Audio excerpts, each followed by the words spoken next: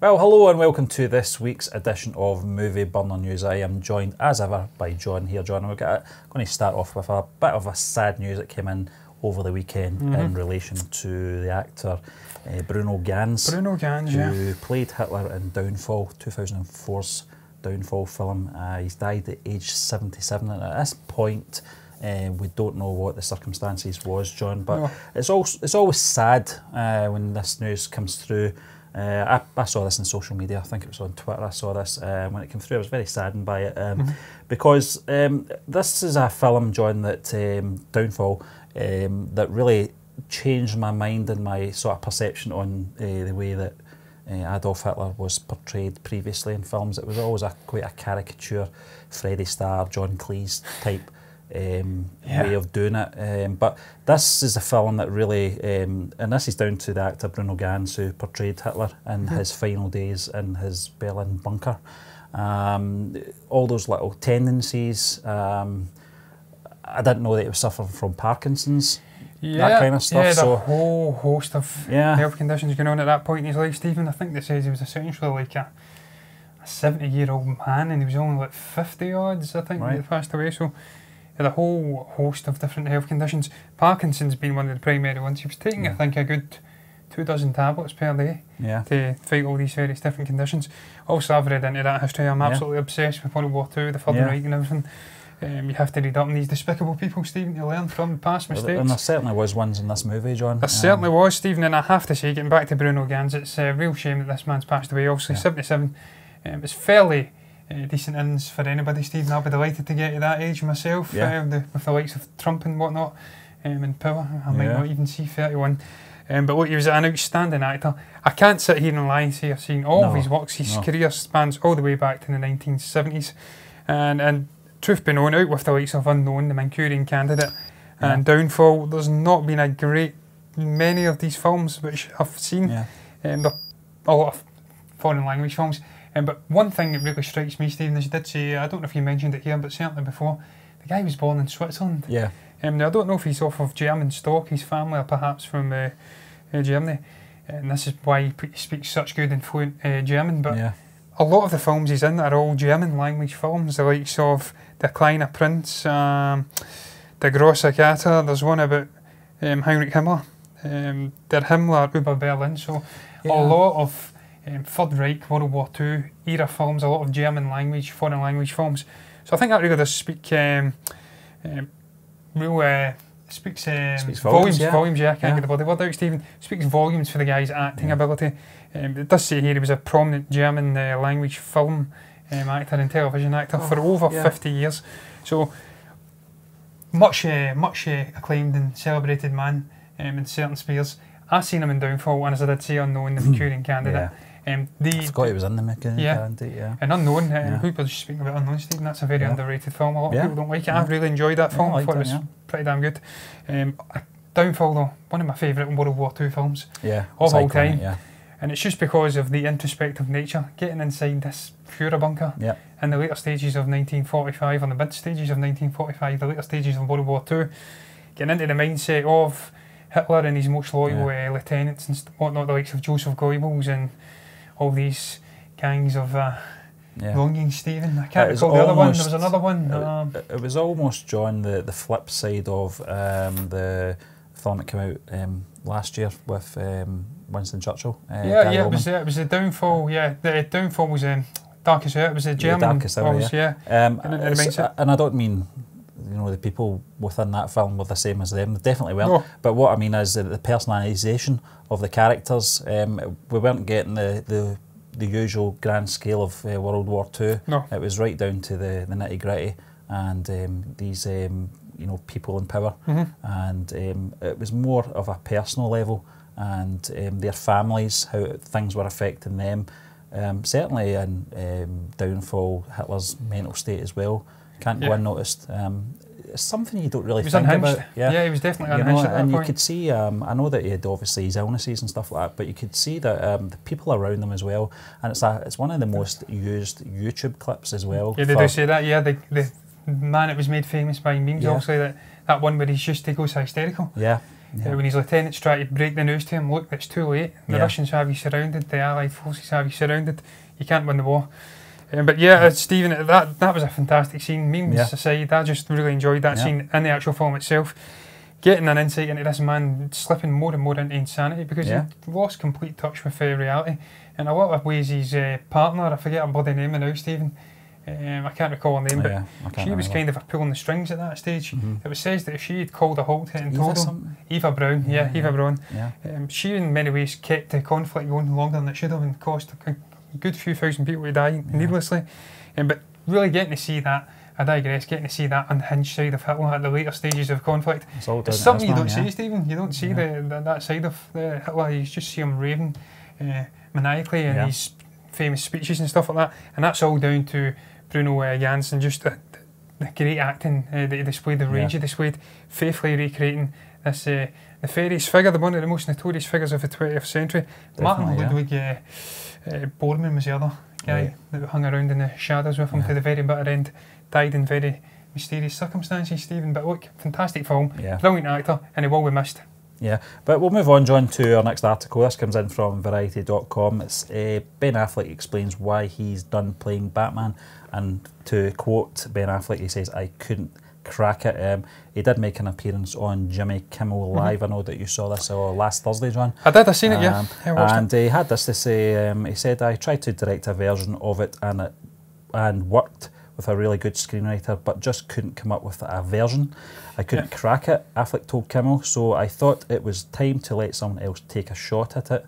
They got some really good people, so I'm excited." It's good to see that. I think we might have touched on this a few weeks ago when we were talking about the article. I think it was more to do with Matt Reeves at this point. But one thing we did take from a tweet from Ben Affleck was that there was no hard feelings. You know? I think there's a degree of PR involved here, Steve, but I do think they've moved on now. I think at the time there was a lot of bad blood. I don't believe for a minute that he did not have a script in place. He's saying there that he just couldn't get anything to click. I don't believe that. He couldn't crack it. I do seem to recall people discussing having read the script and saying it was one of the best scripts that they'd read, superhero film scripts they'd read. So I don't believe that. I think he's trying to pull it over a little bit there and do a bit of PR, but I absolutely do believe that he's fully on board for Matt Reeves' version of this film. I don't think he has any bad blood towards him. No. He just came in to do his job. Somebody had to step in his absence to direct the film. And it's great to see that he's kind of made peace with the fact that he's not going to be portraying Bruce Wayne Batman anymore. He's not going to be directing this film. And I do think he's maybe smoothed it over with DC Warner Brothers now. I think I would hope so. Maybe a year ago or 6 months ago, I think it may have been a different Ben Affleck. That's perhaps why he's not been appearing on the shows. I think he's long in the tooth not to burn his bridges, John. But also, he's a big Batman fan. Is he not the one that's got the actual cave? He's got a bat cave in his house, So that speaks volumes for the man again. I think the fan in him's probably speaking there as well. That although it didn't work out this time. No. It's not to say that maybe down the line that I'm not going to say he's going to play Bruce Wayne again. No. That's not going to happen. But he could have some fingers in the pie with maybe producing, writing, or even directing a Batman film further down the line. He certainly could direct again, Stephen. He says that superhero movies get the level of attention that nothing like any film I've done previously. You cast the 14th lead in these movies and the internet goes crazy. So he's getting into that side of it as well. Just the pure unbridled fandom that surrounds these films. And they understood and embraced that. That was part of the pressure that comes with doing it. That's why I'm not going to do it unless I really feel confident about it. So Fair again, enough, he's saying that he didn't feel confident about doing it. I think again that's maybe equal parts PR, equal parts perhaps the truth. Maybe he didn't feel confidence in this vision he had for the film. Perhaps the studio didn't have full vision. They wouldn't think it would go over well with the fandom. And just obviously the trials and tribulations Warner Brothers have faced with DC and the DCEU, the issues it's been plaguing all the various different iterations of these films. Maybe they thought, look, this is not a creative decision we want. We don't want to go down that direction. We don't want this darker film, perhaps. Maybe it was dark and who knows, Stephen? I don't know. It's all speculation. I never looked at the script. But perhaps someone stepped in and says, look, this isn't what we want. And then Ben said, well, no, I've got my vision. If you don't like it, then I can't do anything else. But it's funny that, John, because this Joker film with Joaquin Phoenix is going to be coming out shortly. It's going to be a very dark film, by all accounts anyway. From those early sort of. Maybe it was light and fluffy, Stephen. I'm speculating. Yeah, who knows? Who knows? I doubt it very much. I don't think Ben Affleck's that type of guy. I think he would want to delve deep into the sort of psychology of Bruce Wayne, etc. But you do recall them discussing, Stephen, recently. I believe it was a combination of the new guy who's in charge of the new sort of a chief executive, or sort of a Kevin Feige overseeing the DCU. Combination of him and Matt Reeves. They were discussing exploring this detective side of Batman and Bruce Wayne, the world's greatest detective. Going more into that, utilising multiple villains in the film to flesh this out and see him use his detective skills and all the various different gadgets at his disposal to find these different villainous characters. Perhaps Ben Affleck had a different vision, Stephen. He didn't want to go down that route. He wanted maybe a more personal,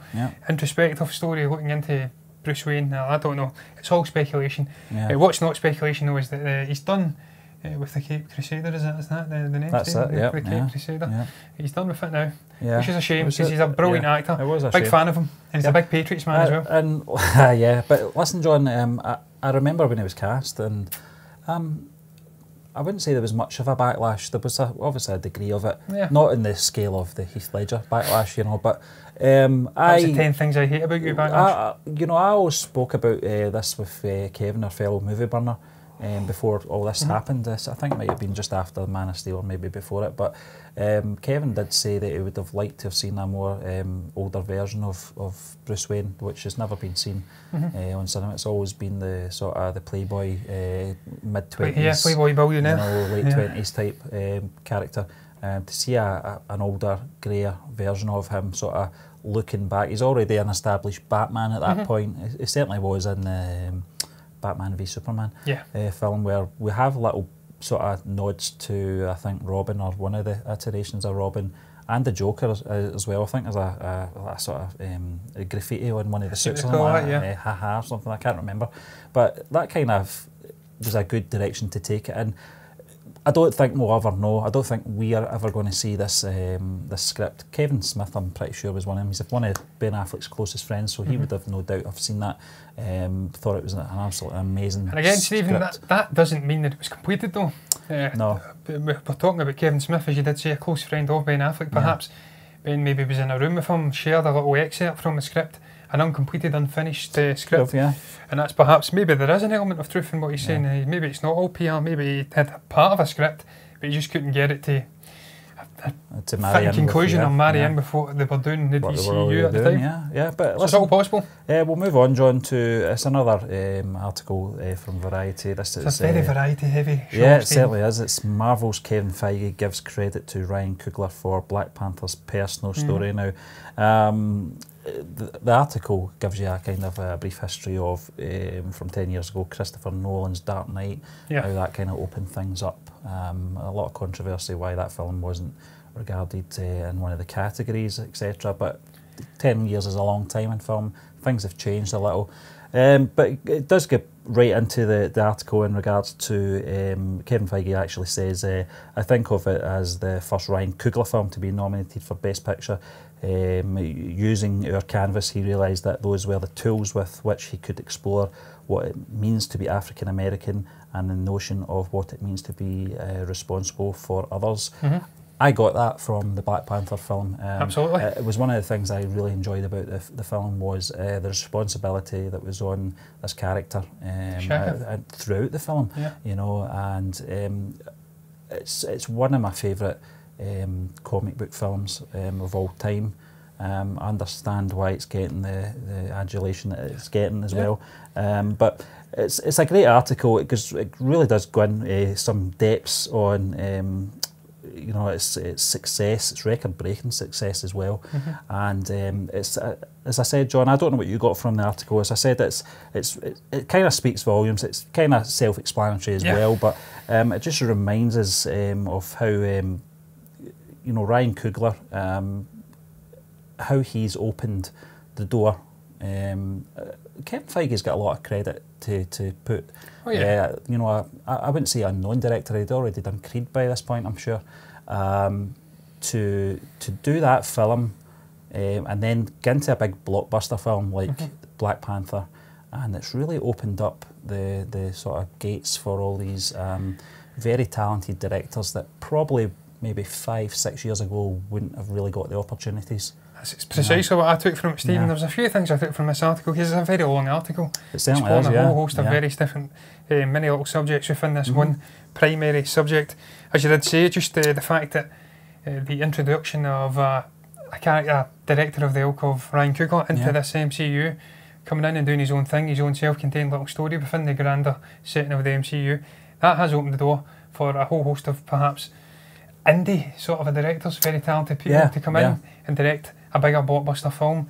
They know they can have confidence in these guys to come in and do a job, and that it's opened the door for these talented people, instead of just going to the tried and tested people of Hollywood, tried and tested directors of Hollywood, instead of going to that experienced hand, bringing in these lesser experienced, perhaps, I don't want to say lesser experienced, as you did say, Ryan Coogler had directed Creed, he directed Fruitvale Station, already proven that he was a fantastic director, but coming in and making such a success on Black Panther, hitting well over the $1 billion mark, massive success. It was a cultural zeitgeist film for the black community all over the world, not just in the United States and the United Kingdom. That's not done him any harm, Stephen. He's now penning and directing the sequel to Black Panther. So that was one of the things, opened the door for him and a whole host of other directors of his ilk to come in. And not that there's many of Ryan Coogler's ilk out there, he's a very good director. But the other thing that I took was just a brief little thing at the bottom where it says Kevin mentioned that Ryan encouraged us to hire people who hadn't necessarily done films of his size before. So again, that just hints in again that not only is him coming in and doing this film opened the floodgates, he himself has actually had conversations with Kevin Feige and also the Disney executives and whatnot, saying, look, you have to let more people in who perhaps wouldn't be given a chance otherwise. And that again, it's just it's brilliant. It comes to cinematographers and production designers and costume designers as well.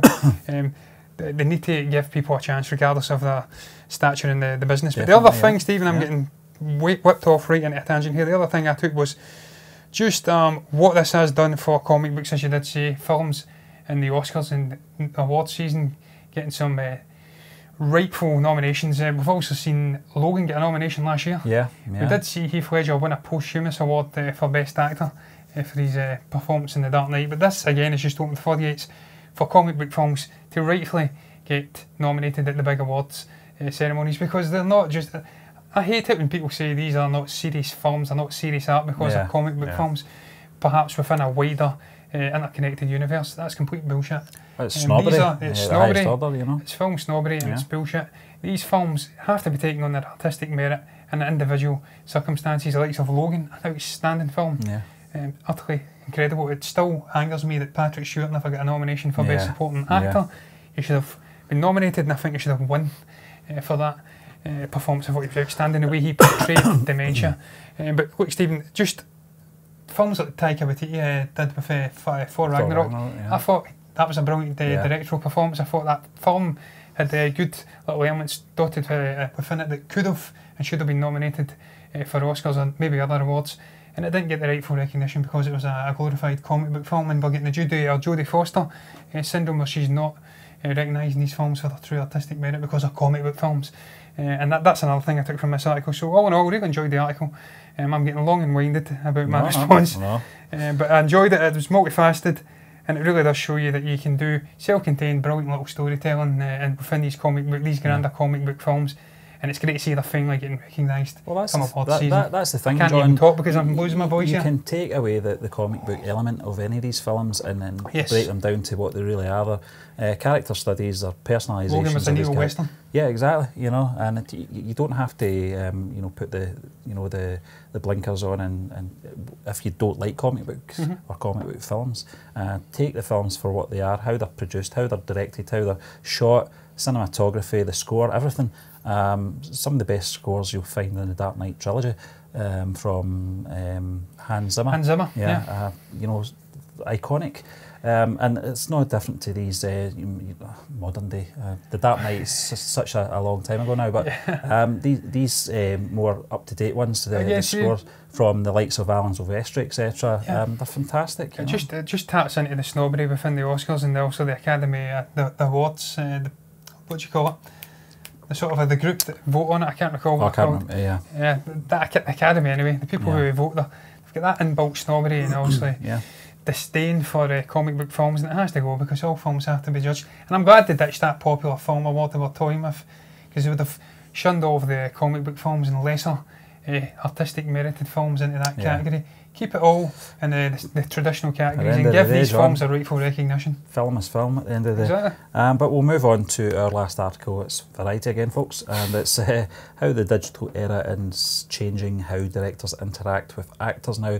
This is an interesting article. I think it's more the Russo brothers, or the younger brother Joe Russo, who's commenting on the direction of the main villain in Endgame, Thanos, played by Josh Brolin.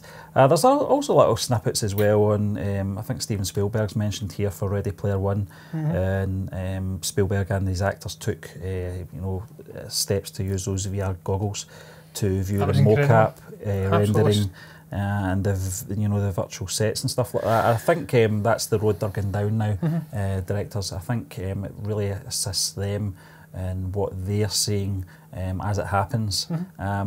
You look at the likes of, I know YouTube is littered with them, John, and the likes of Andy Serkis's performance in The Last Jedi, which is one of my favourite ones. It's interesting to see the man behind the visual effects, the mocap king himself, how he portrays it, because it's certainly not, although he knows he's going to be plastered with all the computer imagery and stuff like that, you're not going to see his face. His facial reactions are very key to the performance of these characters. Same with Josh Brolin's Thanos as well. I've seen some of them. It does look very silly when they're in those sort of skin-tight suits with all the dots and stuff like that. And they've got two high-definition cameras pointing at their face to pick up their reactions as well, their emotions and stuff like that. But I never really considered how this affects directors and how they handle it. Now, reading that article, reading what Spielberg's done, this is a very innovative man. He knows, he's a very ahead of the curve in that sense, that he used the VR goggles to be able to assist him in his direction of Ready Player One, which was absolute. Whether or not the story was very simple to me, but the visuals were absolutely amazing. Great. You can't to watch. deny that, Stephen. Some of the Easter eggs were kind of make me forget I was watching a film. I was too busy looking for Easter eggs. I tell you what though, Stephen, if I got those VR goggles on, I would have loved to have experienced that Shining sequence. I don't know if I would, John. I'd be terrified. I would have loved to get down those stairs. Thought that he was going downstairs. I'm getting a little bit ahead of myself. I don't think you built that in. No. But look, that just sums up Spielberg, Stephen. And the way he's utilising digital technology now to advance it. And to obviously help the performance of the actors on the set. That's one little snippet. There's a whole host of other ones. We see Josh Brolin standing with a pole and an image of Thanos above him. But what I love, Stephen, is just the Russo brothers saying what they had to do with with Josh Brolin to tell him how to help him get into the character of Thanos. They were saying things like this is a sort of a gangster character, letting him have a more human scale, sort of a character and personality thing to tap into, so he could get an idea of what to do with the character on a bigger scale. Yeah, I totally get that. They're saying there he's not a giant purple character who relates to the universe in this way. He's a psychopath, so we'd use terminology that would be reflective of that. So they told Josh Brolin, this Thanos guy, bit of a gangster, psychopath figure, and that allowed Josh to go into the character and portray him as a bit of a psychopath, sort of a sociopathic. He looks kind of a relatable on the outside. You can get on board with his vision, but he's a complete absolute psychopath. When it comes to it, he will carry out finger snipping half the universe out of existence. So that was great. Relating this down to a smaller scale for the actors to get him on board. That was another side of the digital thing, how they could help him literally portray this character with a pole sticking above his head, but also get into the mindset and make his performance easier with all these ridiculous skin-tight suits and balls around about him and whatnot. Allowing him to tap into that. And they see it again, Stephen, with the likes of Christopher Robin. We were actually talking about that, the director. How he directed Ewan McGregor in scenes. He would take a fluffy stuffed sort of a version of Tigger or Winnie the Pooh, and then the next scene they'd take it away and Ewan would be essentially acting to thin air. So that was another way in which they're using modern technology. Well, in this case it's not so modern, it's a teddy bear. But just the utilisation of digital filming techniques into modern day cinema, how it's affecting the director, how it's affecting the actor, and just how that creating all these cool little nifty tricks in to help with the direction of the film, and obviously aiding the performance with pre-rendered versions of the CG characters on screens in between takes, with the VR goggles on Ready Player One, and then obviously with the pole, the traditional bloody pole. We've seen it with Jar Jar Binks back in the day. That's right, yeah. I think Jar Jar above his head. Ahmed Best was wearing a cap. Yeah, a cap with Jar Jar. Like with I think it was for the eye line more than anything. Didn't help you at all. It didn't help him. It helped Liam Neeson though, but he was more or less the same height as Jar Jar anyway. Liam's a little bit shorter. But absolutely fascinating read again, Stephen. Seeing the progression of cinema again, just how they're doing these big budget films, the cool nifty tricks, as I did say.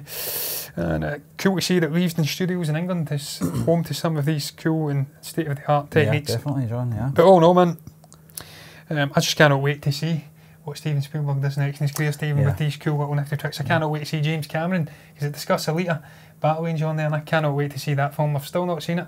And what he's going to have up his sleeves for Avatar 3, 4, 5, 6. Up there, John. Yeah, but listen, and so bad. So, listen, that just brings us to the end of this week's edition of Movie Burner News. We'd just like to thank you once again for joining us, and we will be back again tomorrow with the blog rundown.